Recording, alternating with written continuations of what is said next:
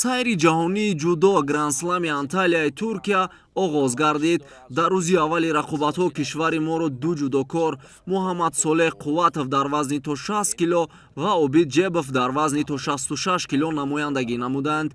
Аз миёни варзишгарони тоҷик аввалин шуда Обид Ҷебов ба майдон баромад. Дар даври аввал паҳлавони тоҷик бо ҳамтои худ аз Норвегия Густав Броволд нерӯ санҷид. Дар 1 дақиқаю 42 сония мондан то анҷоми вохӯрӣ Ҷебов ҳарифашро ба тахтапӯш зад ва роҳи худро ба даври дуюм ҳамвор сохт.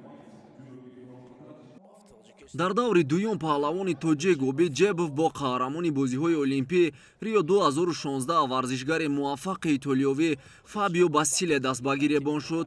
ҳатто қаҳрамони бозиҳои олимпӣ низ натавонист дар муқобили варзишгари тоҷик истодагарӣ кунад. Обид Ҷебов бо иҷрои як усули зебо Фабиоро ба тахтапӯш зада соҳиби имтиёзи иппон шуд. Дар даври сеюми рақобатҳои гранд-слами Анталия Ҷебов бо варзишгари бразилӣ Виллиан Лима ба майдон хоҳад омад.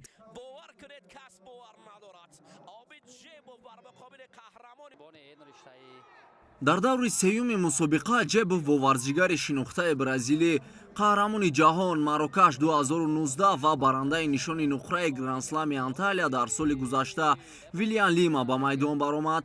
Рақобати варзишгарон тезу тун сурат гирифта бештар аз 9 дақиқа идома ёфт.